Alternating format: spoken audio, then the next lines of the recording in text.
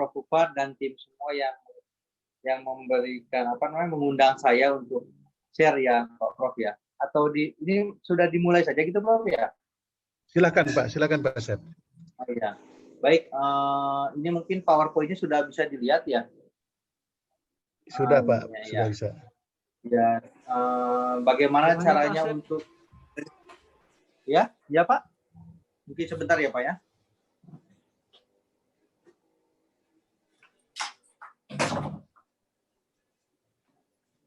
Jadi presentasi hari ini rencananya ingin share saja mengenai bagaimana caranya menulis artikel dengan mudah begitu ya. Jadi sebetulnya menulis artikel itu tidak susah gitu ya. Sebagai perkenalan, nama saya Asep Bayu Dani Nandianto. Saya dari Departemen Kimia Universitas Pendidikan Indonesia. Saya juga di tim pengembang jurnal dan publikasi Universitas Indonesia. Juga sebagai Editor-in-Chief Indonesian Journal of Science and Technology yang Sinta 1 ya, Sinta 1 dan Scopus. Nah, ini email saya apabila diperlukan dengan WA, silakan Bapak Ibu bisa bertanya selanjutnya begitu ya. Selanjutnya, bentar ininya.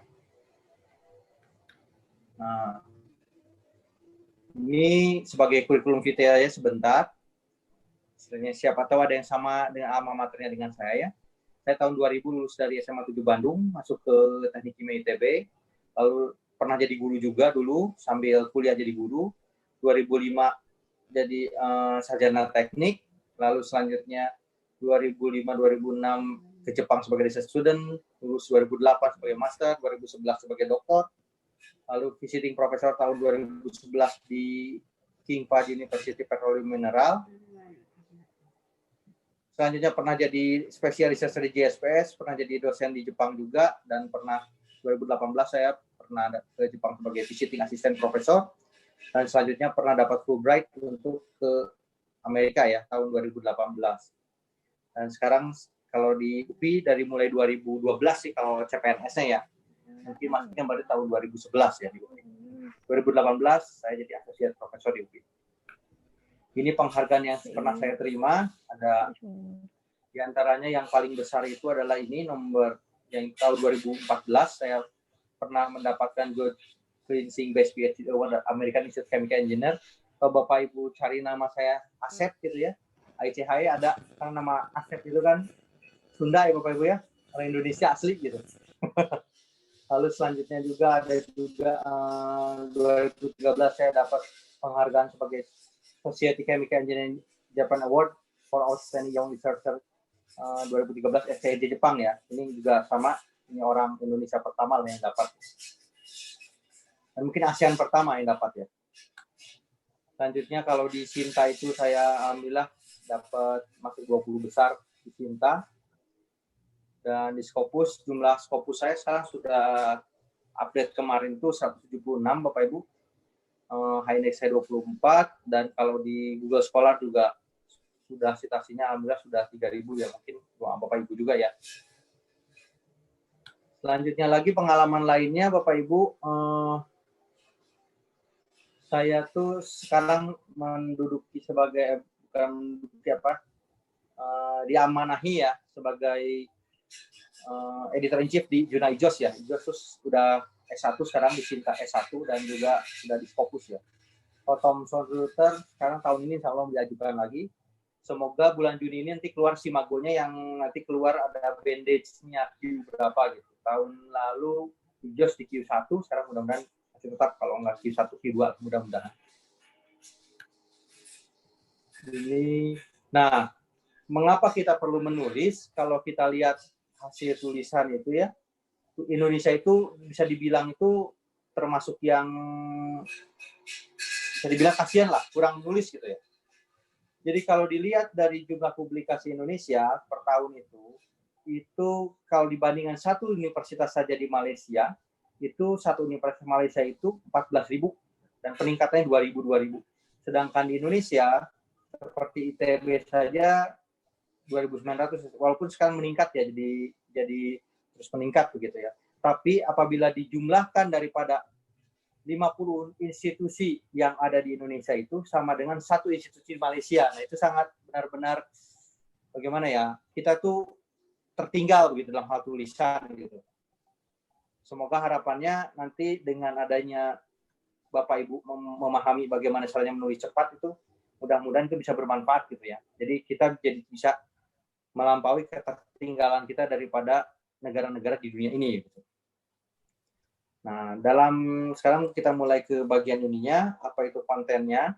Kontennya akan dibahas itu mengenai mengapa harus menulis, lalu struktur proses review itu bagaimana, mengapa manuskrip kita di-reject, bagaimana cara review dan ringkasannya. Gitu. Ringkasan daripada sharing saat ini. Nah, pertama kita bahas dulu mengenai mengapa kita itu harus menulis begitu ya. Nah, menulis itu sebetulnya yang pertama itu semua orang mengetahui siapa kita. Semua orang mengetahui kepakaran atau spesialisasi kita apa. Tulisan kita bisa dimanfaatkan orang lain untuk kemajuan umat manusia di dunia. Nah, poin lainnya adalah kita bisa jadi terkenal, kita bisa diundang sebagai visiting. Jadi kunci daripada Bapak Ibu apabila ingin ke luar negeri ya banyak tulis gitu. Jadi sehingga orang lain ada universitas lain yang di dunia ini mungkin yang akan mengundang kita gitu ya. Kita juga bisa menjaga pencurian hak intelektualitas. Lalu kita bisa memajukan science, knowledge, industri, bahkan bangsa Indonesia itu sendiri ya. Nah, tulisan itu ada yang namanya scientific paper, ada yang namanya scientific paper, misalnya short communication, letter, report, artikel, mini review, book chapter, edited, sampai buku begitu ya. Nah, ini itu tujuannya untuk mengunci yang namanya scientist.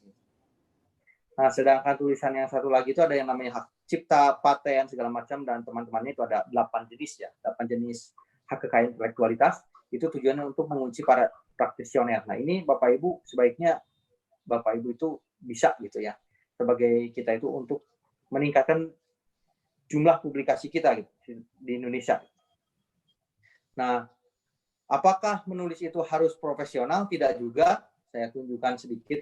Ini ada tim saya di Universitas Pendidikan Indonesia juga. Dan ini misalnya salah satu mahasiswa saya yang ini update tahun 2019-2020 ya. Mungkin yang sebelumnya belum saya masukkan. Itu misalnya mahasiswa saya dua sarjana S1 mengantongi publikasi yang banyak di Scopus gitu. Nah, itu kan benar-benar anak S1 saja bisa gitu. Lalu selanjutnya lagi kemarin kita juga mengerjakan proyek daripada membantu COVID gitu ya di UPI, ada Brigade COVID UPI ini. Kita dari sini juga menghasilkan 2 paten dan 2 hak cipta, ini juga mahasiswanya luar biasa. Lalu kalau misalnya Bapak Ibu, oh ini katanya mahasiswa tingkat akhir. Oke, kalau mahasiswa tingkat akhir kita akan bergerak ke mahasiswa tingkat 1 di satu kelas di MSTR, Matematik, Sains, dan Teknologi Rekayasa, itu 3 SKS ya kelasnya itu, FMIPA. Kita juga coba, ternyata hasil dari mahasiswa MSTR ini, mahasiswa tingkat 1 semester 1 dan semester 2 ya, 1 tahun itu, menghasilkan 21 hak cipta, 3 buku, ini ada bukunya juga, ada beberapa jurnal nasional, gitu. Ada nasionalnya ada, yang internasional Scopus sudah diterima ada berapa buah, gitu. Dari hasil mahasiswa tingkat 1, gitu, istilahnya. Lalu selanjutnya buku-buku ini juga tidak hanya terbatas sama sini, juga kemarin juga ada mahasiswa yang dari kelas yang lainnya juga menciptakan, berhasil membuat satu buku yang untuk yang tingkat atas ya, tingkat kimia industri. Ini biasanya harapannya soal dan pembahasan kimia industri ini bisa dimanfaatkan untuk yang PPG di ilmu kimia ya, PPG kimia kan ya, ada PPG guru kimia, ini bisa dimanfaatkan ini juga ada. Targetnya itu. Dan satu lagi juga ini ada soal pembahasan matematika, ini anak tingkat 1 juga yang membuat, jadi istilahnya semangat juga mereka berempat ini, jadi bisa berhasil membuat ini. Jadi kemarin selama COVID itu sebetulnya anak-anak yang ini banyak juga jadi menghasilkan produk publikasinya gitu. Jadi dari mulai jurnal, buku, yang saya terkejut kemarin selama COVID alhamdulillah menghasilkan 5 buah buku ya. 5 buah buku dan beberapa jurnal serta hak cipta juga. Jadi tidak ada alasan untuk menulis saya masih junior atau saya masih bagaimana, tidak ada. Ini ada yang lebih junior juga alhamdulillah bisa gitu. Selanjutnya lagi ini juga hasil mahasiswa pendidikan yang kalau misalnya ada, oh itu mahasiswa sains, ternyata tidak juga.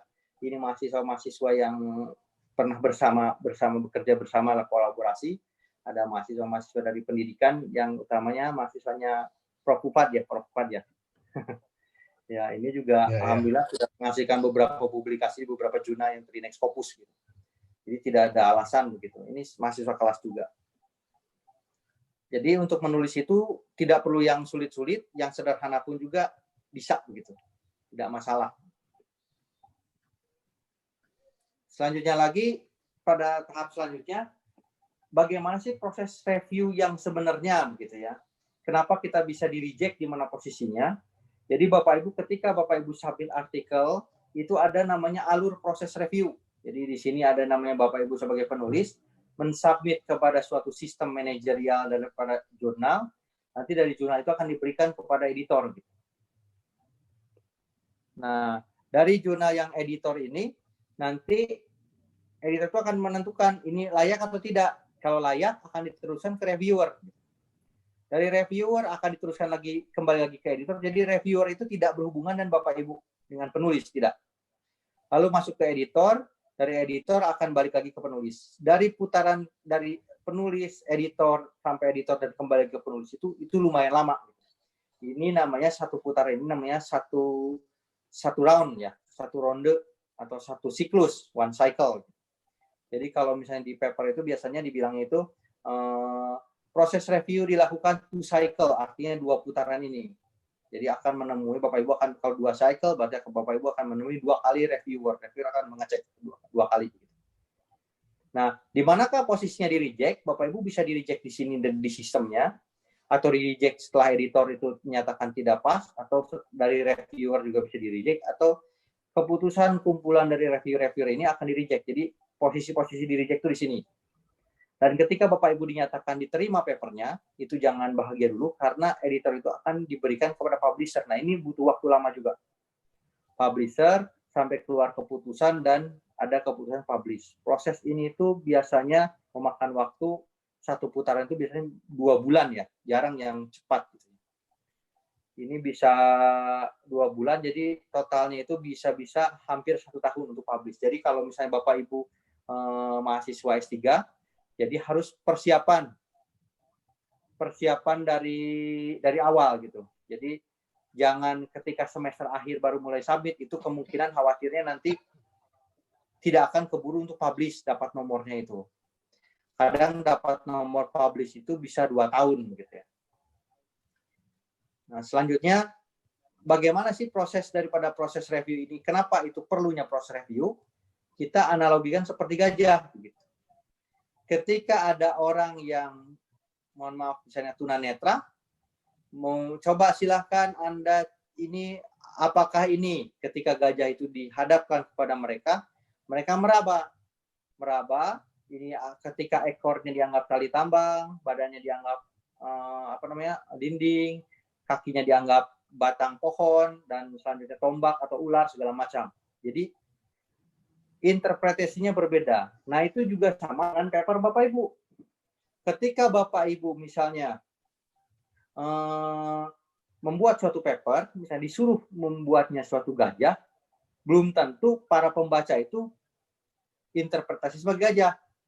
Oleh karena itu, Bapak Ibu harus membuat paper itu diutamakan, dimiripkan dengan gajah, agar orang lain itu menginterpretasi sebagai gajah begitu. Nah, proses review juga begitu. Kita kembali lagi ke sini. Ketika Bapak Ibu ingin submit ke dalam sebuah jurnal, itu misalnya jurnal itu memintanya gajah. Nah, Bapak Ibu harus memberikan bentuknya semaksimal mungkin gajahnya. Dan reviewer ini bertindak sebagai QC, quality control. Nanti dia ukur gajah Bapak Ibu yang Bapak Ibu buat itu panjang gadingnya berapa, belalainya berapa, tingginya berapa, beratnya berapa, dan seterusnya. Nah, inilah yang namanya proses review. Itu analogi yang bisa digunakan. Jadi ketika menulis paper itu Bapak Ibu langsung pikirkan bagaimana caranya agar sesuai jurnal tersebut. Selanjutnya lagi, bagian yang ketiga adalah mengapa manuskrip kita di-reject. Ini berdasarkan hasil data statistik, Bapak Ibu. Data statistik itu menyatakan bahwa banyak paper-paper di-reject ini ada presentasinya seperti ini. Jadi ada Wallace namanya melakukan data analisis seperti ini. Jadi terbanyak presentasi yang di-reject itu gara-gara English error. Jadi kalau Bapak Ibu bahasa Inggrisnya itu berantakan, itu kemungkinan di reject di tahap pertama itu tinggi. Ini di reject oleh editor ya Bapak Ibu ya. Lalu selanjutnya yang tinggi selanjutnya lagi adalah kita lihat ke sebelah sini. Ini ada yang namanya 16%. Itu kalau dilihat itu warnanya biru. Nah ini. Bapak Ibu tidak bisa menunjukkan yang namanya apa itu kebaruan Bapak Ibu. Lalu selanjutnya yang tinggi selanjutnya ada 13% di sini. Itu 13% itu adalah yang di sini adalah penulis tidak mengikuti aturan daripada manuskrip. Nah, selanjutnya lagi yang besarnya lagi adalah yang 9% itu adalah yang warna kuning, itu adalah gambarnya tidak jelas. Jadi buram atau gambarnya berbahasa Indonesia gitu. Apabila Bapak Ibu jumlahkan ini 27 ditambah 13 ditambah 16 ditambah 9, apalagi kalau misalnya Bapak Ibu semakin banyak persentase daripada yang statistik ini Bapak Ibu bisa hadapi, itu kemungkinan diterima oleh editornya tinggi. Gitu. Jadi kalau misalnya Bapak Ibu misalnya English-nya tidak benar, itu kemungkinan kan di reject 27%, Bapak Ibu sudah hilang itu data 27% untuk diterimanya.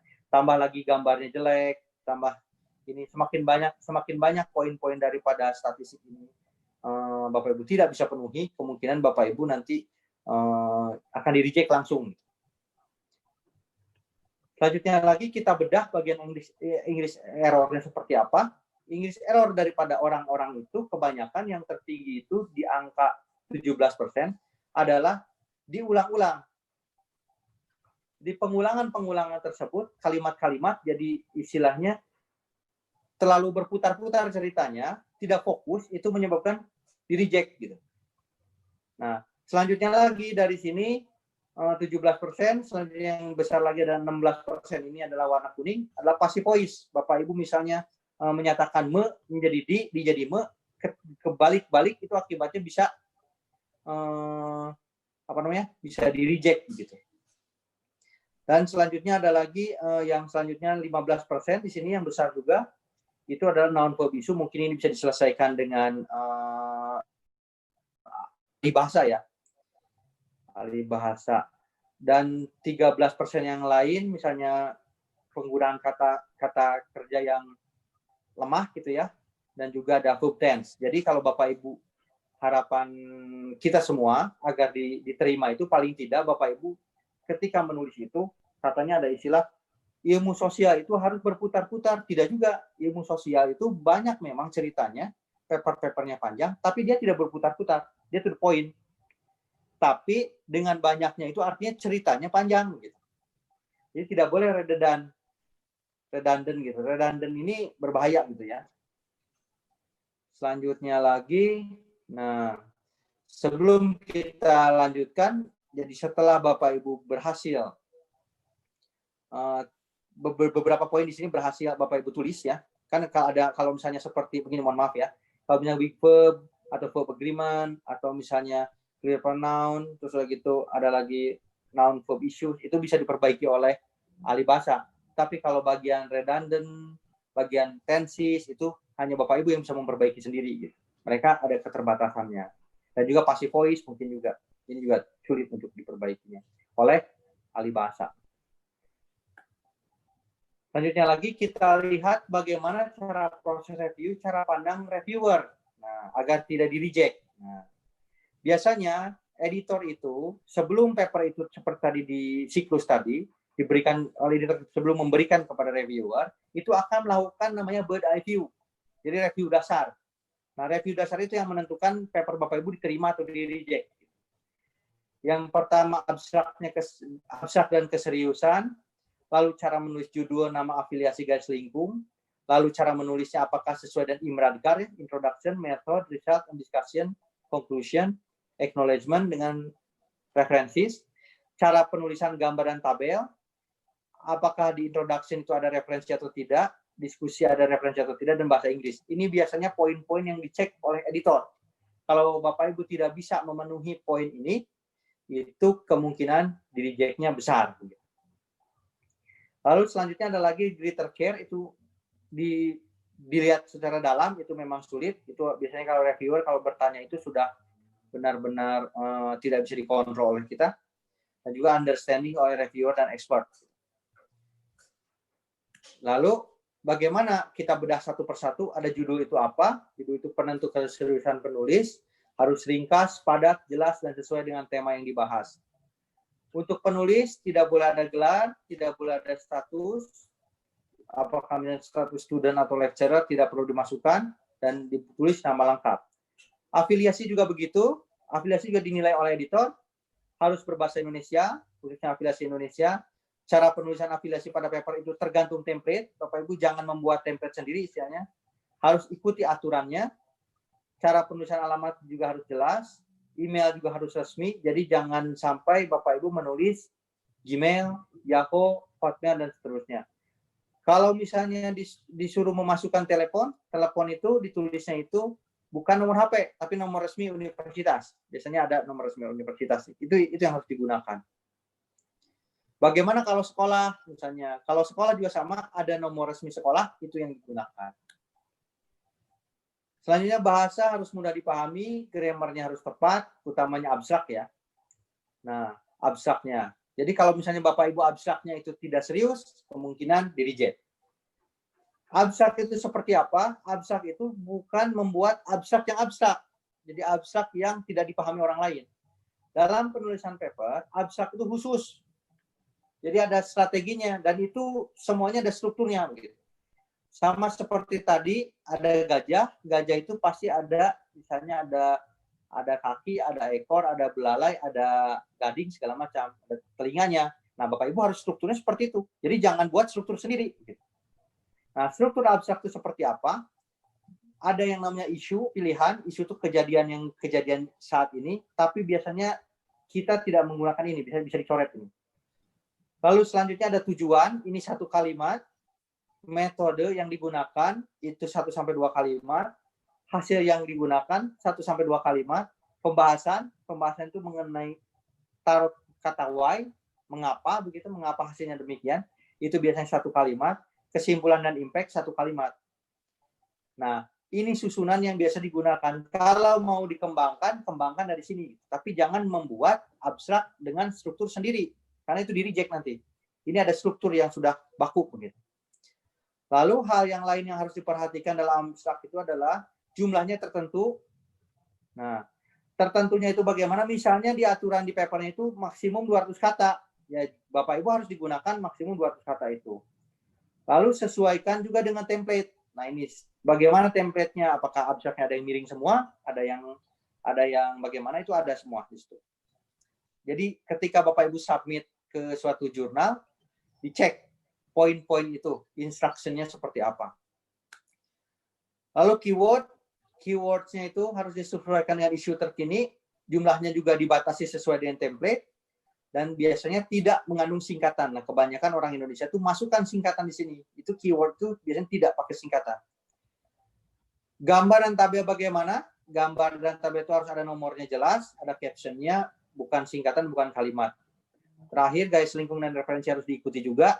Harus ada referensinya, harus sesuai dengan template-nya, apakah APA, Vancouver, Harvard, dan segala macam.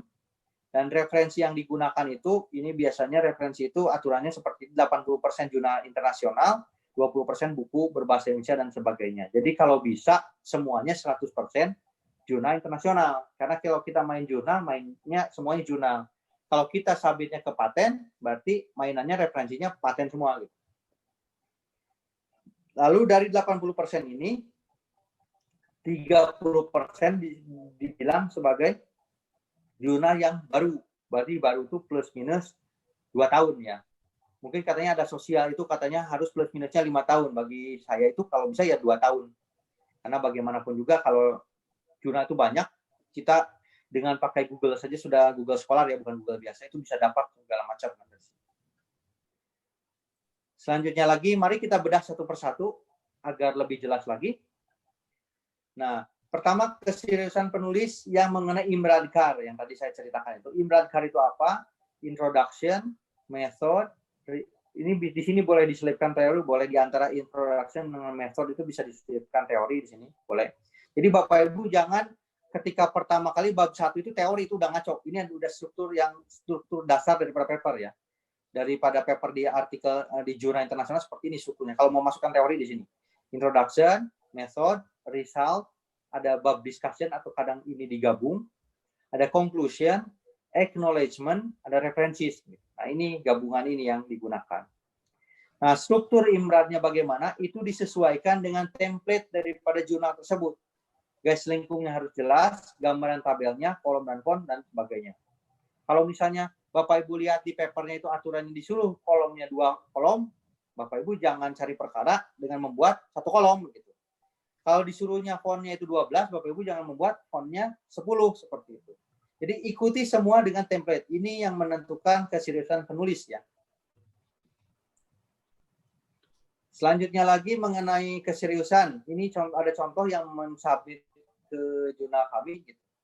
Ketika pertama itu dia tulisnya background, bukannya introduction. Dan juga poinnya 1.1. Ini kan namanya kan istilahnya cari perkara Bapak Ibu ya. Ada background, terus ada formulation, ada segala macam. Terus salah lagi nomor 1 literatur review gitu. Dengan penomoran salah, di depannya tidak ada penulis, tidak ada judul, tidak ada alamat, tidak ada abstrak, segala macam. Ya bagaimana kita mau terima, ini kemudian di-reject. Di-rejectnya biasanya dalam hitungan waktu yang waktunya cepat gitu kalau saya rejectnya.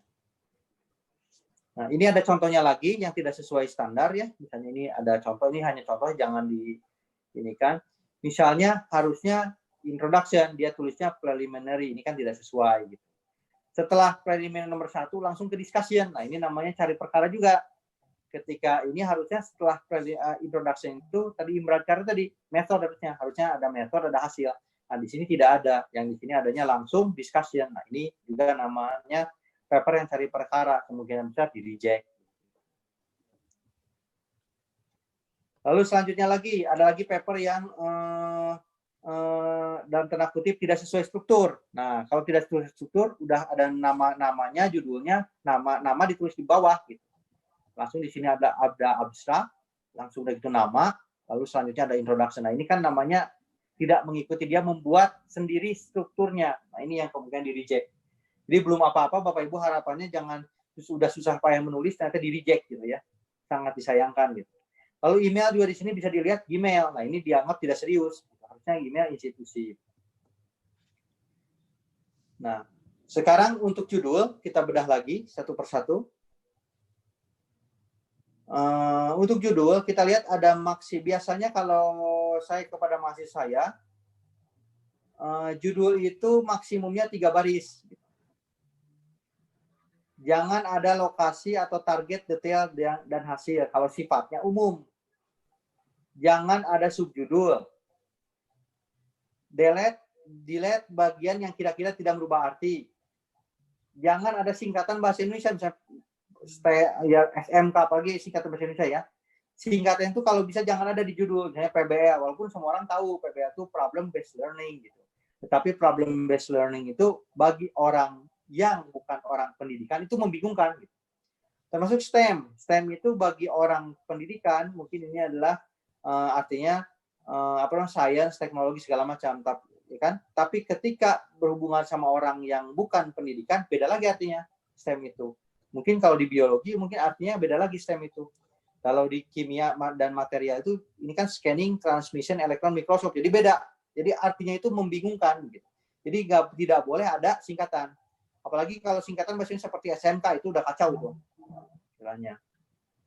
Lalu di dalam judul jangan menggunakan kalimat it, there, the gitu ya, dan singkatan tadi udah ya.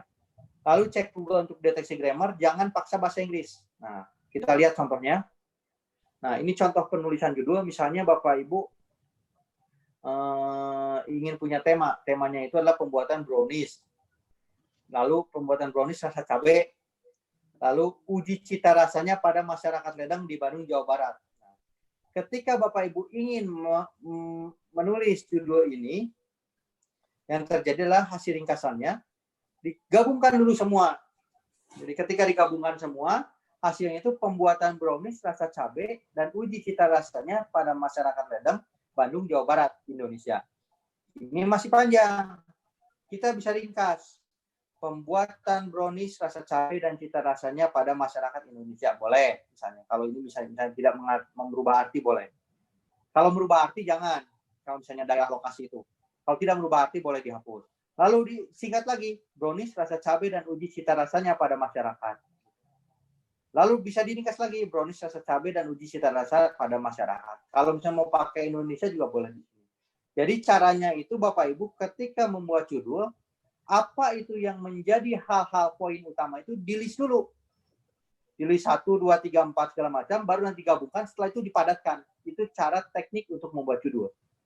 Saya contohkan lagi, misalnya ada lagi kalau ini masalah yang pendidikan Bapak Ibu ya. Nah ini. Misalnya Bapak Ibu sudah menggabungkan kajian terhadap implementasi prinsip-prinsip higienis makanan pada pembelajaran praktek pengolahan makanan siswa SMK Tata Boga di Cirebon, Indonesia. Ini kan panjang Bapak Ibu ya. Bagaimana cara meringkasnya? Bapak Ibu langsung poin-poin utamanya apa? Misalnya di sini poin utamanya prinsip-prinsip higienis makanan. Lalu ada pembelajaran praktek pengolahan makanan. Lalu ada siswa SMK Tata Boga. Nah, ini digabungkan lagi ketika dipadatkan, ini ternyata bisa dihapus. Jadi hapuslah bagian-bagian yang tidak perlu. Jadi hasil akhirnya bisa jadi seperti ini. Prinsip-prinsip higienis makanan pada pembelajaran praktek pengolahan makanan siswa, karena mau di bahasa Inggris kan, hati-hati SMK ini kalau masuk ke Google Translate nanti bahaya nih. Jadi akhirnya dia siswa vokasional Tata Boga.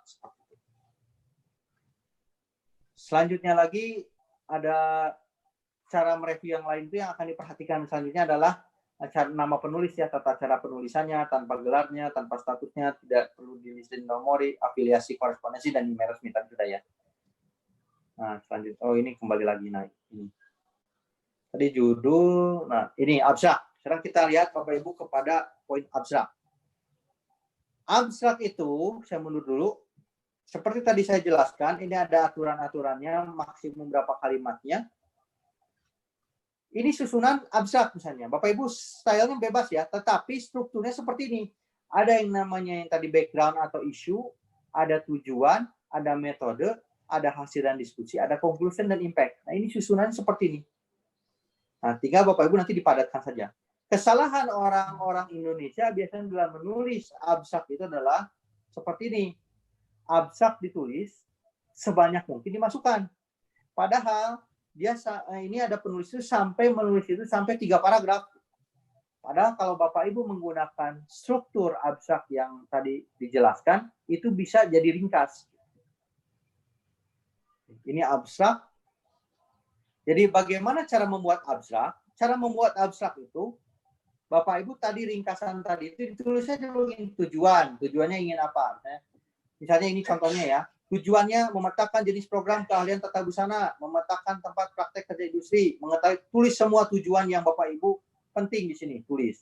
Kedua, metodenya 1-2 kalimat, metode deskripsi kepada 329 siswa vokasional dari 10 sekolah, tulis di sini. Hasil 2-3 kalimat tadi kan ya.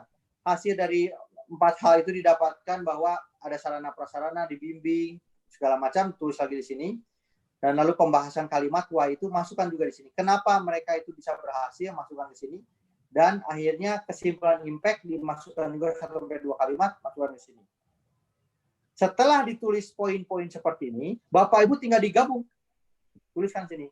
Tujuannya memetakan ini, eksperimental metodenya seperti apa, hasilnya seperti apa, pembahasan seperti apa, masuk sini semua. Dan selanjutnya Bapak Ibu tinggal merangkai kata. Dan di sini seninya di sini Bapak Ibu itu. Ketika kita rubah, kita lihat di sini, saya putar balik ya. Menjadi begini, tujuan dari penelitian ini adalah untuk apa? Hasil ringkasnya seperti apa? Lalu untuk mendukung penelitian kita menggunakan metode apa? Hasil yang digunakan itu, hasil menunjukkan seperti apa? Dari hasil tersebut itu, angka tadi yang 49% dibulatkan ke atas, hampir ya kata-katanya, karena menjadi angka-angka yang umum. Lalu diskusinya juga ditulis di sini, dan hasil impact-nya di sini juga ditulis. Nah, selanjutnya setelah kita menemukan yang nama kita setelah menulis abstrak, jadi penulisan judul dan abstrak itu bisa cepat Bapak Ibu ya, bisa dihitung mungkin Bapak Ibu 1 hari juga kurang, mungkin berapa menit ya, karena Bapak Ibu kan sudah memahami mengenai bagaimana caranya menulis ya, menulis abstrak gitu, karena strukturnya itu kan. Nah, sekarang tahap selanjutnya yang Bapak Ibu tulis itu adalah introduction. Nah, Introduction itu ada poin-poin utama, Bapak Ibu. Yang pertama itu adalah introduction, referensi per kalimat. Minimal satu paragraf, satu referensi. Nah, misalnya kalau saya tulis opor ya, opor ayam gitu ya Bapak Ibu ya. One paragraph, one reference. Paling tidak seperti ini. Lalu ada tujuan yang biasanya diletakkan di akhir introduction. Nah, proses pembuatan introduction itu dibagi 3 biasanya. Ada poin 1, poin 2, poin 3. Poin 1 itu biasanya penjelasan judul. Jadi Bapak Ibu, kalau misalnya Bapak Ibu ingin menjelaskan tentang judul itu bagaimana, gitu, judulnya itu di copy paste ke dalam paragraf 1, bagian paragraf 1 atau 2. Nah, judulnya itu ketika Bapak Ibu di copy paste, nanti Bapak Ibu kembangkan di sana. Karena paragraf 1 itu harus berhubungan langsung dengan judul. Untuk poin kedua itu adalah state of the art. Jadi penelitian orang lain seperti apa. Tambahkan however, misalnya contohnya seperti ini. Pada saat ini banyak penelitian tentang judulnya apa. Misalnya Abdul et al. Menjelaskan tentang apa. Lalu Bapak Ibu harus melihat poin positifnya daripada judul tersebut. Penelitiannya bagus dalam hal apa. Tetapi, nah ini ada however-nya itu. Tetapi beberapa permasalahannya apa. Nah, Cica itu mengutarakan apa dan diteruskan. Lalu poin ketiga juga ada yang namanya poin tujuan. Poin tujuan itu wajib. Ada metode singkat di situ, hasil singkat di situ, diskusi singkat di situ. Dan biasanya poin ketiga ini adalah pengembang. Kalau saya itu paling gampang itu adalah pengembangan dari abstrak. Itu lebih mudah gitu. Jadi abstrak itu mirip dengan poin ketiga. Tapi jangan copy paste karena berbeda ya. Abstrak dengan ini. Bagaimana kalau Bapak Ibu ada penelitian sebelumnya? Boleh dituliskan di bagian poin ketiga ini.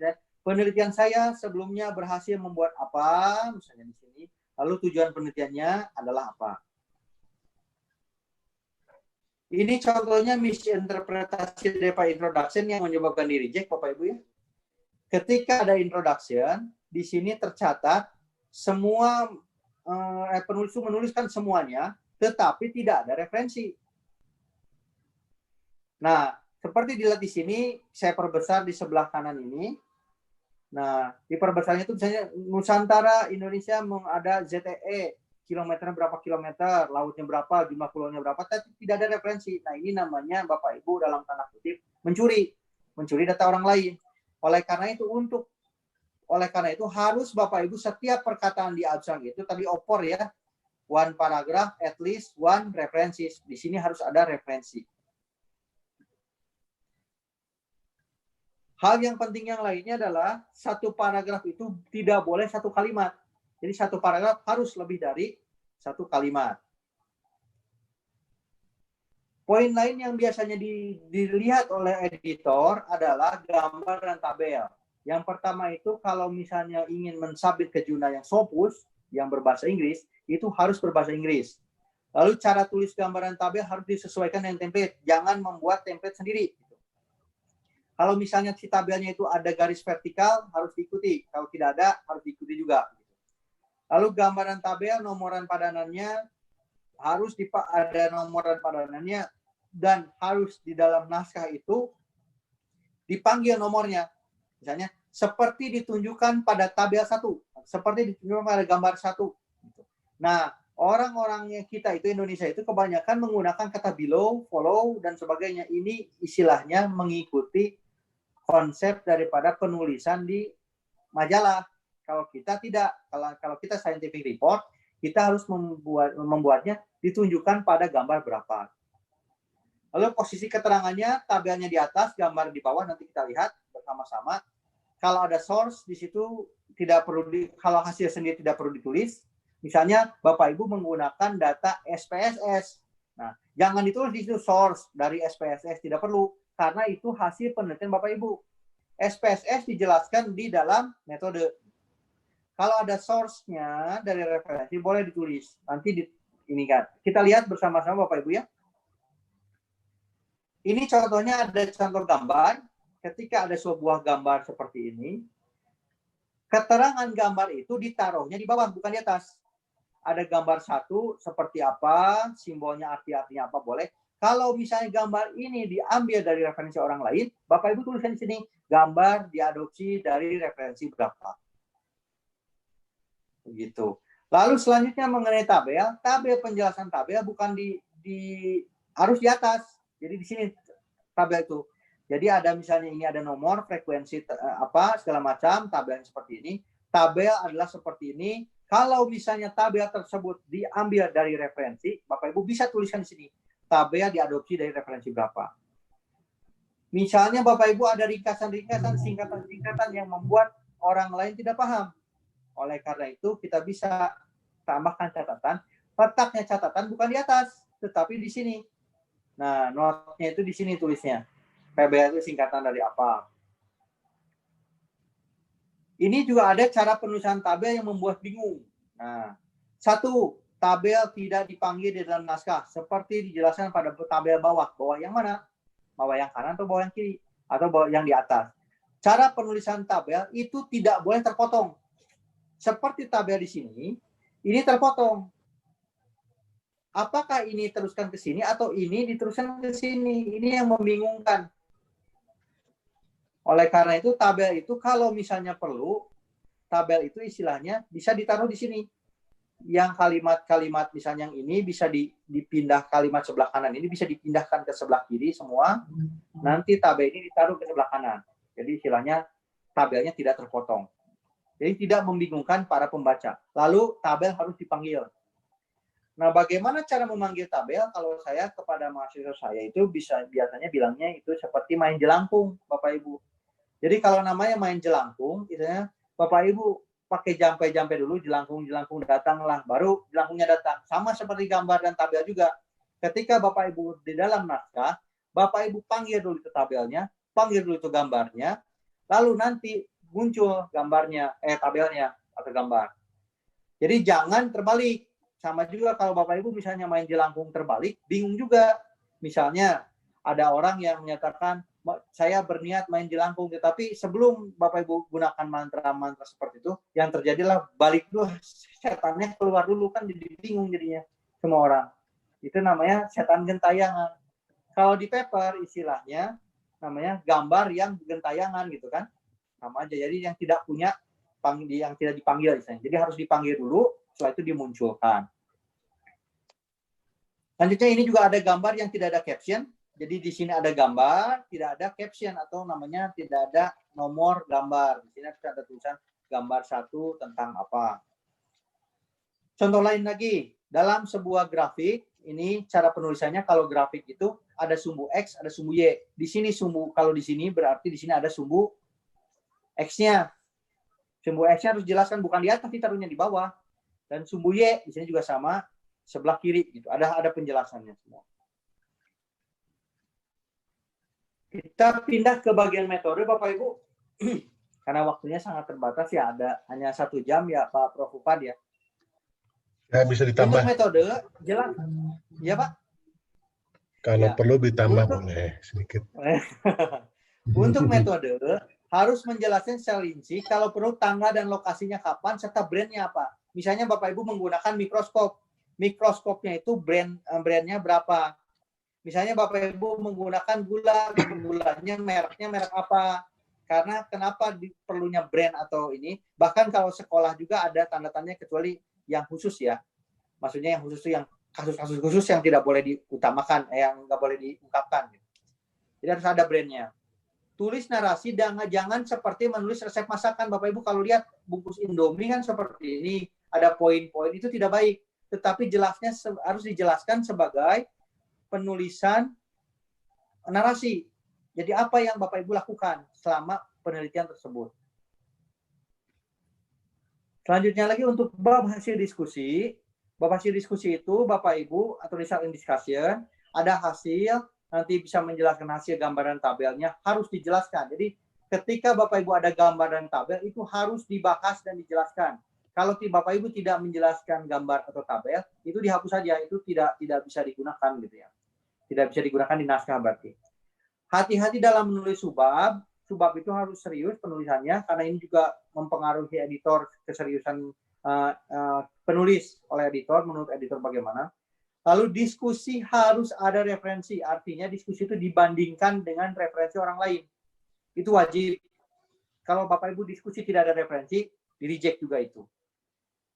Lalu cara citasi, kutipan langsung hanya untuk peraturan pemerintah, undang-undang, kitab suci. Kalau yang lain tidak boleh, kecuali kalau Bapak Ibu misalnya penelitiannya misalnya membandingkan novel, itu beda. Jadi si novel itu kenapa dikutip langsung, itu karena Bapak Ibu sedang membahas mengenai apa yang ada di novel tersebut. Tapi kalau yang tidak seperti itu, Bapak Ibu tidak boleh. Atau Bapak Ibu membandingkan sejarah, situs sejarah apa ada tulisan, misalnya tulisan-tulisan Jawa kuno atau apa, itu ya boleh, gitu istilahnya. Tetapi kalau yang umum tidak boleh, kutipan langsung. Hasil interview dalam bahasa Inggris kecuali yang kasus khusus. Jadi jangan disebutkan kalau misalnya ada interview berbahasa daerah, itu membingungkan. Karena Bapak Ibu harus menjelaskan lagi. Hati-hati dengan penggunaan indirect citation. Jadi Bapak Ibu menjelaskan si Badu dalam referensi si Budi. Si Budi itu nggak boleh. Jadi Bapak Ibu harus langsung citasinya kepada referensi yang ditujukan. Selanjutnya lagi, ini contohnya cara kesalahan dalam penulisan subbab ya Bapak Ibu. Ini mungkin halamannya sudah muncul juga. Misalnya ada subbab why, how. Ini yang namanya pembuatan subbab yang cari perkara istilahnya. Kalau ini saya zoom di sini bisa dilihat. Nah, ini namanya proses yang namanya cari perkara gitu ya istilahnya. Harusnya kenapa bukan why saja tanda tanya, tapi jelaskan di sini buat berdasarkan frase ya, beberapa kata lah apa yang ingin dibahas oleh agar pembaca mudah memahami. Selanjutnya lagi, ini juga ada gambar dan tabel, gambar yang tidak dijelaskan dan tidak dipanggil misalnya, lalu dibuat seperti poin-poin seperti yang saya jelaskan seperti resep masakan gitu. Nah, ini membingungkan orang. Dan diskusi tidak ada referensi juga di sini. Begitu. Kalau misalnya ini di Zoom ya, yang bagian sini di Zoom, ini tiba-tiba result, gitu kan? Tapi tidak dibahas detail. Lalu selanjutnya lagi ini saya zoom out ini, zoom in ini ketika lihat juga dia memasukkan bahasa Indonesia ke kutipan langsung, padahal tidak perlu. Karena kenapa? Ini membingungkan orang-orang yang tidak berbahasa Indonesia ketika yang membaca itu bingung apa maksudnya. Ini juga begitu, ada juga hasil interview. Nah, ini hasil interview yang langsung dan kutipan langsung juga langsung ini saya zoom di sini, zoom in ini. Ketika kita lihat ini sama, ada berbahasa Indonesia di sini, tetapi nanti diulang lagi. Jadi ini namanya pemborosan kata yang namanya redundant itu. Selanjutnya lagi bab yang conclusion. Conclusion itu biasanya satu paragraf saja. Conclusion jangan copy paste abstrak karena berbeda conclusion itu. Jangan memperkenalkan argumen baru. Tidak perlu di conclusion. Ini kalau argumen baru itu adanya di bagian result and discussion. Tidak perlu meminta maaf. Bukan saatnya meminta maaf karena ini hasil riset. Tidak perlu menunjukkan bukti-bukti. Kalau Bapak Ibu ingin menunjukkan bukti-bukti atau menghasilkan quotation atau statistik atau segala macam, itu dimasukkannya harusnya di dalam result and discussion, bukan di conclusion. Jadi conclusion itu sangat ringkas. Biasanya 5 kalimat saja conclusion. Lalu ini contohnya yang conclusion yang terlalu panjang dan suggestion. Kalau conclusion and suggestion biasanya dipakainya di mana Bapak Ibu? Di tesis ya. Tesis atau skripsi itu biasanya ada suggestion. Kalau di paper tidak ada suggestion biasanya. Langsung saja. Ini juga ada typo ya, kesalahannya ada typo. Ini misalnya dipanjang sekali dijelaskan tidak perlu. Cuma hanya butuh conclusion itu hanya butuh 5 kalimat. Biasanya 5 kalimat sudah cukup. Sudah banyak 5 kalimat. Mengenai referensi tadi sudah dijelaskan, harus ada yang wajib. Yang pertama itu harus ada referensi, harus disesuaikan dengan template-nya seperti apa, misalnya apakah menggunakan APA, Vancouver, Harvard, segala macam. Referensi itu 80% jurnal internasional, minimal gitu ya, kalau bisa semuanya jurnal internasional. 20% buku berbahasa Indonesia dan 30% jurnal terbaru. Nah, ini ada tambahan, hati-hati typo-typo yang biasanya ditemukan di paper ya, typo di judul, typo di penulisan abstract ya, ABSTRACT. dengan subjudul-subjudulnya dilihat juga. Ada results and discussion. Result itu pakai S, discussion nggak pakai S. Conclusion tidak pakai S. Acknowledgements pakai S. References pakai S. Hati-hati penggunaan kata it, its, they, their. Ini di sini hati-hati karena ini seperti penggunaan kita test TOEFL begitu ya. Test TOEFL juga kan it refer to begitu kan. Sama juga ketika menulis naskah seperti itu. Lalu proporsinya. Introduction kurang dari 20%, method kurang dari 10%, result and discussion lebih dari 40%. Ini aturannya. Jadi Bapak Ibu ketika menggunakan proporsi ini jangan cari perkara. Introduction panjang sekali sedangkan result discussion kurang, jangan. Ini komposisinya. Jadi ketika Bapak Ibu menulis 10 halaman, ketika menulis 10 halaman itu istilahnya introduction-nya maksimum 2 halaman, metodenya 1 halaman, result discussion-nya paling tidak, paling sedikit 4 halaman. Berarti harus lebih dari 4 halaman. Lalu referensi tadi sudah dijelaskan, ini 80% jurnal internasional ya, dan minimum ada juga minimum 10 referensi, tidak boleh kurang dari 10 referensi. Kesalahan-kesalahan lain dalam kalimat, contohnya ada run-on sentences, ini namanya satu kalimat yang menyebabkan kita seperti namanya itu menyelam begitu. Jadi ada standarnya internasionalnya itu adalah maksimum satu kalimat itu 40 kata. Tapi Bapak Ibu jangan membuat satu kalimat itu 39 kata gitu. Tapi kalau bisa cuma ini kalau dalam keadaan kasus tertentu ini maksimum 40 kata. Jadi kalau Bapak Ibu membaca satu kalimat ini sangat sulit dibaca. Karena saking panjangnya hanya bertemu koma di sini saja. Sisanya itu titik di sini. Jadi ini sangat sulit dibaca.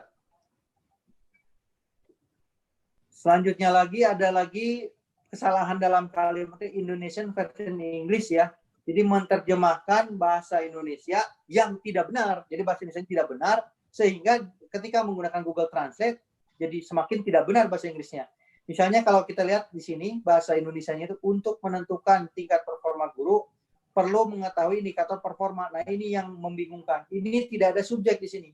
Perlu mengetahui itu artinya mengetahui kan verb langsung kata kerja. Oleh karena itu ketika dimasukkan ke dalam Google Translate masuk ke sini yang terjadi itu adalah di sini tidak ada subjek juga. Jadi bahasa Inggrisnya juga berantakan.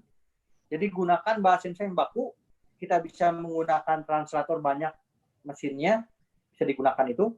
Kalau misalnya bahasa Indonesia baku subjek predikat objek istilahnya EYD ya, SPOK ya, EYD gitu, ejaan yang disempurnakan itu akan menyebabkan bahasa Inggrisnya juga bagus nanti. Tinggal Bapak Ibu perbaiki sedikit saja.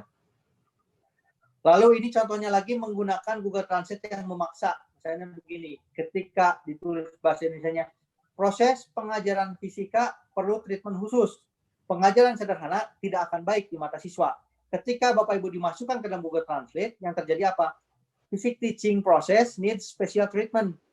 Simple teaching will not be good in the eyes of student. Nah, ini yang menyebabkan jadi kacau. Jadi artinya, ungkapan-ungkapan itu dikurangi. Jadi ketika menggunakan bahasa Indonesia, itu tidak boleh menggunakan ungkapan. Sehingga ketika masukkan ke dalam alat translator, jadi membingungkan artinya. Misalnya contohnya Google itu mampu menerjemahkan namun bahasa baku dan tidak ada ungkapan. Nah, ini juga ada contohnya lagi. Ini contoh yang bahasa Indonesia yang tidak baku ketika diterjemahkan jadinya hancur. Di sini.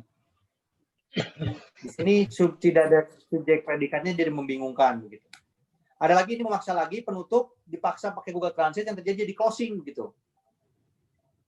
Lalu ada lagi acknowledgement. Nah, acknowledgement itu ditulisnya itu terima kasihnya itu kepada yang membantu riset. Jadi tidak perlu acknowledgement diungkapkan untuk orang tua, teman atau dosen untuk berdoa dan menolong saya itu tidak perlu seperti ini.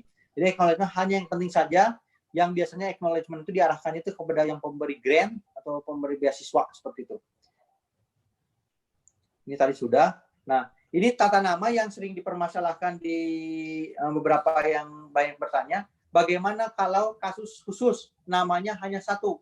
Misalnya ini contoh saja nama misalnya ya. Ada contoh ya bukannya ini Tariana misalnya namanya. Biasanya kalau orang-orang Arab atau orang-orang daerah Malaysia atau daerah itu ada yang menuliskan ditambah nama bapak kandung. Misalnya bapak kandungnya namanya Ahmad, akibatnya bisa ditambahkan Taryana Ahmad. Tapi kalau di Indonesia biasanya diulang 2 kali. Jadi Taryana itu biasanya diulangnya T titik Taryana. Karena kalau misalnya menggunakan Taryana Ahmad, yang terjadi itu nanti tidak bisa digunakan untuk kelulusan. Biasanya karena siapa itu nanti dipanggilnya siapa itu Ahmadnya itu gitu. Lalu cara penulisan nama penulis apabila harus disingkat, misalnya kalau nama lengkapnya Asep Taryana, oke. Disingkat itu berarti A titik Taryana. Jadi nama pertama yang disingkat. Kalau Asep T itu tidak boleh. Ini keliru. Family name tidak boleh disingkat. Lalu tidak boleh pakai gelar dengan Dr. Asep Taryana. Ini tidak boleh. Ada doktornya. Selanjutnya lagi ada lagi yang tahap selanjutnya yang cara review itu adalah bagaimana si reviewer melihat greater care. Biasanya yang pertama dilihat oleh reviewer itu adalah posisi padanan gambar dalam dan tabel dan tulisan. Apa yang dibahas itu reviewer bisa melihat ini. Bagian introduction. Introduction itu ada tujuan. Tujuan di bagian paragraf akhir misalnya dan ada referensinya atau tidak ada di introduction. Conclusion juga dilihat biasanya. Hasilnya itu wajib menjelaskan gambar dan tabel. Lalu untuk diskusi juga wajib ada analisa dan referensi pembanding. Ini poin-poin yang biasa dibaca oleh reviewer. Nanti dari poin-poin ini akan dijadikan pertanyaan oleh reviewer.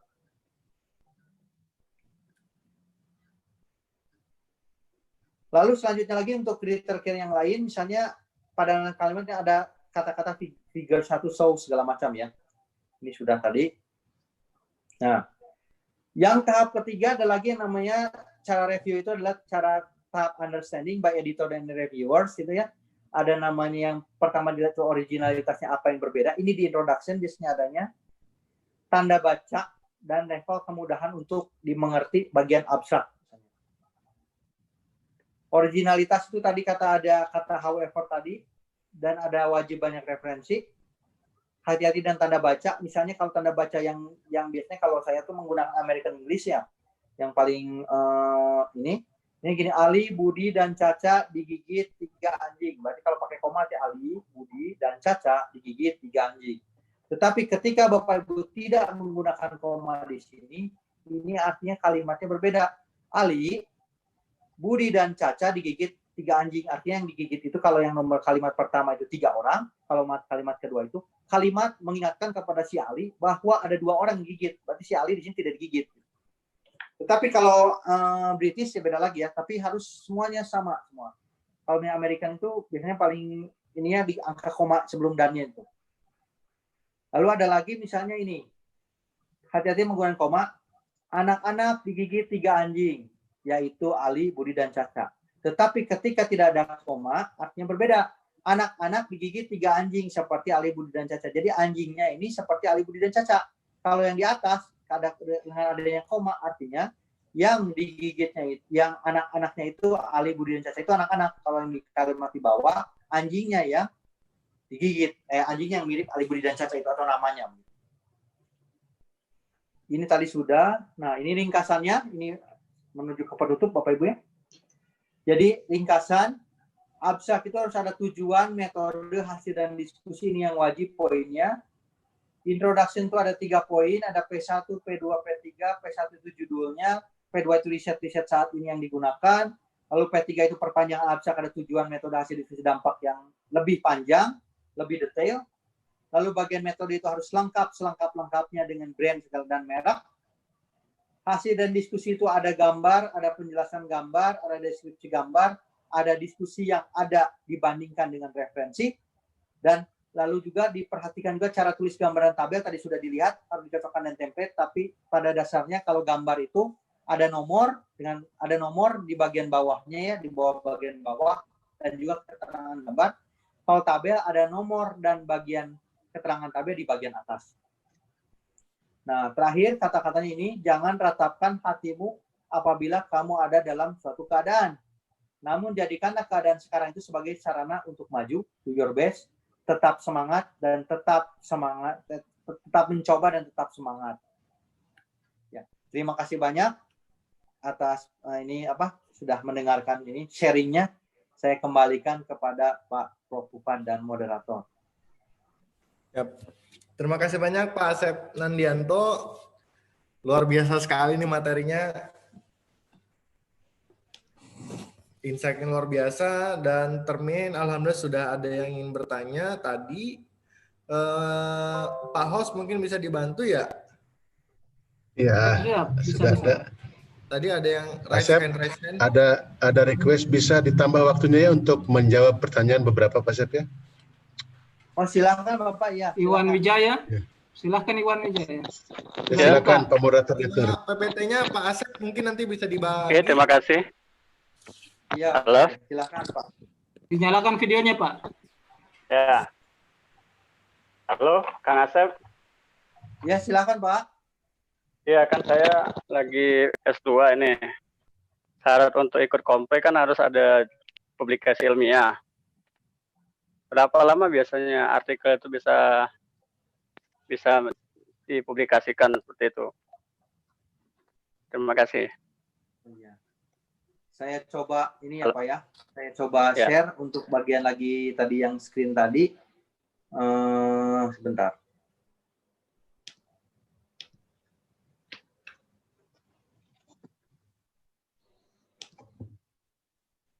Sharing dulu.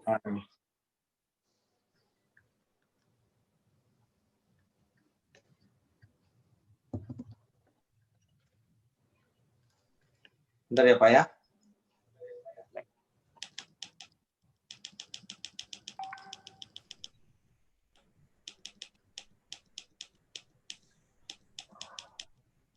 Dalam proses paper, Bapak Ibu harus melihat seperti ini, ada ini. Nah, ini istilahnya. Ada yang namanya tadi Pak Iwan Wijaya ya. Pak Iwan ya. Jadi ketika Bapak itu sebagai penulis, ada di sini posisinya Pak. Bapak itu akan submit ke editor. Editor itu minimum itu akan mengeceknya 2 minggu minimum. Kalau editornya, papernya, jurnalnya profesional lah. Kalau yang tidak profesional itu kacau itu. Biasanya 2 minggu itu adalah tahap yang kritis biasanya. Tahap yang kritis apakah paper kita akan diterima untuk diproses atau tidak. Jadi tidak, kalau Bapak Ibu misalnya submit artikel ke editor terus tiba-tiba diterima, itu aneh itu namanya predator biasanya. Ya. Lalu selanjutnya di sini misalnya minimal 2 minggu di sini. Nanti diberikan kepada reviewer. Ini misalnya reviewer 1 bulan. Atau kalau di sini 1 bulan lah ya Pak ya. Di editor 1 bulan, di reviewer itu 1 bulan juga, lalu balik lagi ke editor tambah 1 bulan. Berarti Bapak Ibu akan membutuhkan waktu sekitar 3-4 bulan untuk 1 kali siklus. Gitu. 1 kali siklus. Berarti sampai diterima itu kira-kira biasanya kan 2 siklus, berarti kira-kira 6 bulan gitu. Dan 6 bulan itu tidak tahu diterima atau tidak gitu. Jadi memang membuat paper itu benar-benar sangat unik ya. Jadi butuh waktu juga. Jadi oleh karena itu dulu ada yang pernah datang ke saya juga, katanya Pak saya ingin katanya saya sudah semester ke-7 atau berapa ya, semester ke-7 ingin mempublikasikan paper, mungkin nggak dalam waktu bulan depan terbit. Itu agak berat kayak gitu. Sulit gitu kalau untuk terbit. Jadi jarang, kecuali kalau benar-benar si editornya benar-benar cepat geraknya. Gitu. Biasanya ke sini itu 1 putaran itu bisa sekitar ya 4-6 bulan gitu Pak. Jadi memang harus ya. Jadi ya, Bapak ketika ingin submit paper itu sepertinya harus punya datanya banyak gitu ya. Mungkin bisa dipecah datanya. Tapi tidak boleh sama ya. Jadi ketika Bapak submit ke 1 jurnal itu tidak boleh naskah yang sama disubmit ke jurnal yang kedua, tidak boleh. Itu Bapak melanggar nanti. Nanti kena, kalau kena bahaya nanti. Jadi akibatnya Bapak submit ke jurnal 1, lalu Bapak ada data yang lain lagi submit ke jurnal kedua. Jadi Bapak harus begitu. Jadi seperti mancing, Pak. Oh, ya. Jadi begitu. Jadi tidak ada yang cepat, jarang yang cepat. Jadi kalau saya sudah seminar proposal, sudah bisa ya saya majukan untuk merancang artikel seperti itu? Sebetulnya kalau bisa, Bapak misalnya mahasiswa master misalnya, itu dari semester 2 itu harus sudah submit sebetulnya. Sudah submit ya? Kalau mahasiswa doktor itu harus dari semester 1 atau semester 2 harus sudah submit, karena sudah tidak ada waktu gitu. Ya, sekarang kan saya mau masuk semester 3 kan, bentar lagi semester proposal. Ya. Bapak harus segera berarti dari sekarang dalam waktu mumpung sekarang lagi COVID lagi ini ada mungkin banyak work from home ya, bisa di rumah bisa lebih fokus. Itu harus secepatnya disubmit. Kalau tidak berat Pak untuk mengejarnya begitu. Ya. Ya, terima kasih Kang. Ya.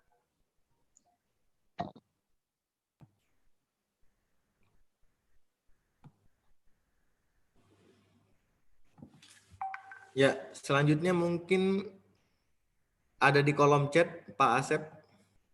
Ya, di mana Pak? Di kolom chatnya ya. Saya coba lihat dulu.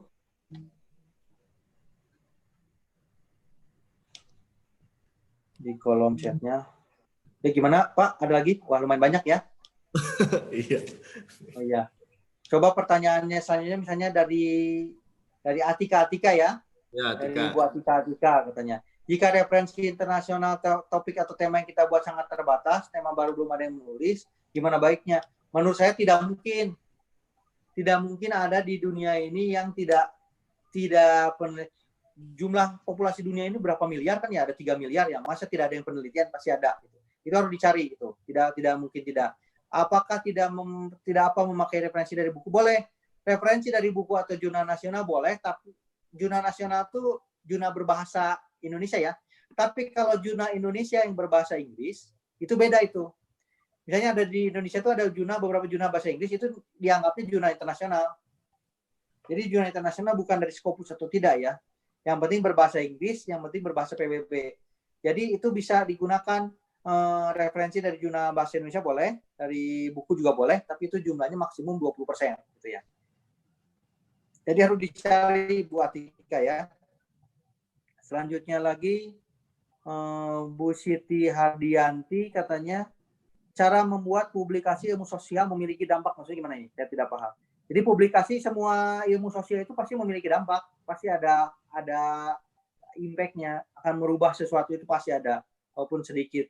Istilahnya ketika Ibu mungkin berpikir ada kupu-kupu sekarang lagi terbang gitu ya di Indonesia. Itu ternyata menurut hasil penelitian itu satu kupu-kupu itu bisa menyebabkan di sebelah sana di dunia yang lain itu bisa menyebabkan angin topan. Karena itu istilahnya ada namanya aksi reaksi ya. Aksi reaksi. Jadi walaupun sedikit saja bisa menyebabkan itu gitu. Itu hasil penelitian ya. Jadi ketika Bapak Ibu menulis paper, publikasi, jangan pikirkan ya ini seperti tidak berguna. Tidak juga. Siapa tahu berapa tahun yang akan datang, Bapak Ibu akan dicari papernya itu. Gitu ya. Jadi tidak ada ilmu yang tidak bermanfaat. Semua ilmu bermanfaat. Lalu kalau Pak Ihsan ya mohon di-share PPT ya, nanti saya akan share ke yang lain, ada ininya. Izin bertanya bagaimana jika template dan author guideline kontradiksi seperti dalam template tulisan dicontohkan FPSI sementara dalam author guideline menggunakan Chicago, kita pilih yang mana atau desain template itu? Ikuti yang ada di author guideline saja. Kalau author guideline itu nanti Bapak Ibu tidak akan disalahkan. Gitu ya. Selanjutnya lagi Bu Ana Ramdhani, bagaimana caranya untuk menjelaskan konteks sebuah istilah, misalnya ada istilah bahasa Indonesia yang sulit diterjemahkan. Tidak apa-apa, jelaskan di awal. Misalnya Bapak Ibu ingin menjelaskan sesuatu, jelaskan di awal di introduction biasanya sebuah misalnya jelaskan apa di awal, tapi selanjutnya misalnya buat singkatan juga boleh. Tapi ada penjelasan di awal, tapi jangan diulang-ulang penjelasannya. Kalau diulang-ulang redundant nantinya. Lalu selanjutnya lagi, bagaimana mencantumkan email masih Gmail karena belum ada afiliasi kampus. Apakah langsung di-reject? Kemungkinan dicurigai kalau alamat emailnya berupa Gmail. Jadi kalau misalnya, siapa ini Pak Ervan ya, Pak Ervan Jaya, kalau misalnya memiliki email sekarang misalnya afiliasinya kan harus ada, istilahnya harus ada. Misalnya sekarang masih sekolah, masih kuliah, berarti kuliah itu kan ada email yang di UPI, berarti ada email student UPI Edu, itu tidak apa-apa. Gitu. Jadi wajib menggunakan ini. Mohon penjelasan tentang self plagiarism, apakah ada, nah ini, untuk plagiarisme itu sebenarnya kalau sekarang di uji coba itu cara pengujiannya itu per 3 kata Bapak Ibu, sistem komputer itu. Jadi misalnya Bapak Ibu bilang begini, nama saya Asep, gitu. Itu artinya pasti 100%. Kenapa? Karena Asep itu populasinya 1% populasi dunia ya. Pasti ada yang 1% populasi dunia itu yang menyebutkan itu. Tetapi ketika saya bilang nama saya adalah Asep, Bayu, Dani, Nandian, dia mengeceknya per 3 kata. Nama saya Asep, itu 100%. Atau nama saya adalah ya, nama saya adalah itu mungkin 100%. Saya adalah Asep, mungkin 100%. Adalah Asep Bayu, mungkin nggak ada. Lalu lanjut lagi, Asep, Bayu, Dani, mungkin nggak ada lagi. Nah, nanti Bayu, Dani, Nandianto. Gitu. Nah, itu nanti dijumlahkan per 3 kata yang sama itu berapa, sistemnya itu, nanti akan keluar yang namanya persentase plagiarisme.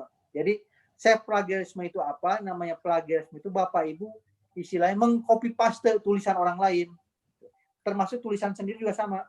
Itu kalau ketika copy paste terdeteksi di sistem komputer per 3 kata Bapak Ibu kena. Dan itu kadang-kadang ditulisnya bukan dianggap self plagiarisme, dianggapnya plagiat saja karena kan sekarang sudah pakai komputer ya.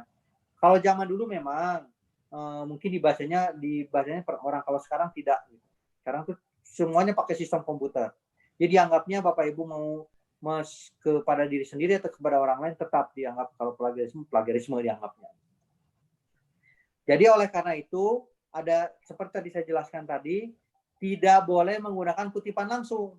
Kutipan langsung itu merugikan Bapak Ibu. Misalnya dalam naskah itu Bapak Ibu ada 10% menggunakan kutipan langsung. Artinya 10% Bapak Ibu sudah hilang sebagai plagiat. Kecuali kalau memang penelitiannya mengenai yang tertentu, tadi misalnya sejarah atau misalnya novel, membandingkan novel dan segala macam. Gitu. Lalu selanjutnya lagi ada lagi siapa ini? Bapak atau Pak Waryani ya, Pak Waryani Yanhas, untuk penelitian bahasa untuk saat ini kira-kira tentang apa yang tepat dan metode penggunaan. Metode yang digunakan disesuaikan. Kalau penelitian itu banyak, bahasa itu tidak terbatas ya. Banyak ahli-ahli bahasa yang di UPI juga, misalnya di UPI lah contohnya. Itu banyak menghasilkan publikasi-publikasi banyak. Gitu. Jadi tidak ada, Bapak Ibu bisa lihat penelitian apapun juga istilahnya, kalau kasarnya ya, kalau saya sering bilang, misalnya UPIL aja bisa jadi paper gitu. Kenapa? Asal ada perbedaannya. Apapun yang dikerjakan kita, asal ada perbedaannya itu pasti bisa jadi paper. Yang bagaimana kalau saya misalnya gini, hukum Newton itu kita tahu kalau Newton itu menemukannya itu ketika dia duduk di pohon, lalu ketiban apel ya, dia menemukan rumus. Bagaimana kalau misalnya kita duduk di pohon, ketibannya itu ketiban jeruk, ya bisa ditulis. Berarti nanti Bapak Ibu, tetapi tentu saja karena sudah ada yang menemukan, berarti Bapak Ibu itu tidak akan dapat yang paper yang impact factor tinggi atau Q-nya Q1 atau Q2 karena Bapak Ibu sudah ada yang penelitian orang lain yang dilakukan. Gitu. Nah, sekian kayaknya pertanyaan yang segini ya Pak Moderator ya. Sepertinya. Ya Pak, pas. Ya. Dua. Ya. Tinggal action. Ya. Sebenarnya ada di YouTube pertanyaan Pak. Mau ditampilkan ya, juga gitu. Di YouTube ada banyak juga. Ya. Saya share screen ya. Dilihat aja. Bagaimana Prof. Fufat? Saya kira nanti PPT bisa di-share lewat Bu Dini ya, panitia PASEP ya nanti. Ya, okay. Oh, iya. Nanti Bapak Ibu yang berminat bisa nanti lewat admin Bu Dini yang akan mengatur.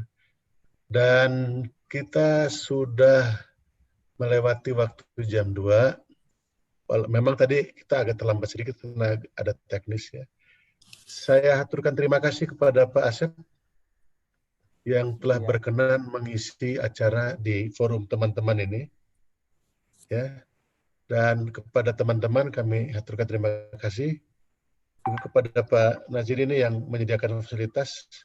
Tentu kita ucapkan terima kasih. Silakan Pak Moderator ditutup. Silakan Pak Moderator. Diakhiri. Ya, terima kasih Bapak Ibu semuanya. Untuk materi itu nanti kita terkoordinasi di Telegram. Nah, berhubung Mbak Dininya lagi fokus untuk anaknya, kita menunggu dari beliau. Pak Asep, kira-kira boleh minta ini Pak nomor WA-nya Pak? Oh, ada di halaman pertama nanti. Saya silakan. Oh iya, nah. Saya udah di PowerPoint nanti. Silakan ya. Itu sudah dikasih ke Mbak Dini? Ya nanti saya kasihkan langsung ke Bu Dini ya nanti. Oh, oke, siap. Makasih banyak Ya. Pak Asep. Semoga kita Ya. bisa sharing terus, ilmunya luar biasa. Nah, yang paling terpenting adalah action. Gitu. Nah, bagi yang belum Telegram, belum ada masuk Telegram, itu nanti gimana nih? Saya kasih nomor Mbak Dini aja ya. Sebentar. Ya, ya. Oh, ini ada saya chat di chatting ya. 08 11 22 88 083. Oke. Itu Dini. Oke, terima kasih semuanya. Langsung di-save karena setelah ini kita akan ada tuh linknya. Mari kita tutup dengan baca alhamdulillah. Alhamdulillahirobbilalamin. Amin. Kita semuanya, terima kasih Pak Asep Nadianto, terima kasih Pak Manfaat. Wabillahi taufik wa hidayah. Wassalamualaikum warahmatullahi wabarakatuh. Waalaikumsalam warahmatullahi wabarakatuh. Ya, hari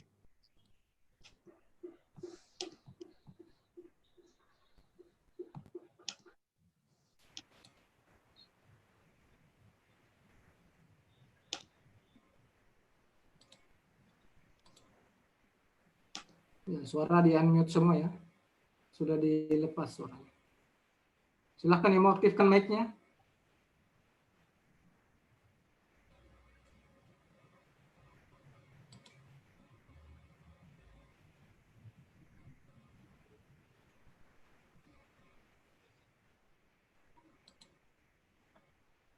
Permisi semuanya. Pak Nazirin, terima kasih Pak Nazirin ya. Terima kasih, Prof. Fasilitasi. Ya. Jumpa lagi tanggal 18 dengan narasumber yang lain. Terima kasih. Saya izin live ya. Terima kasih semuanya. Prof. Terima kasih, Prof. Sama-sama. Terima kasih.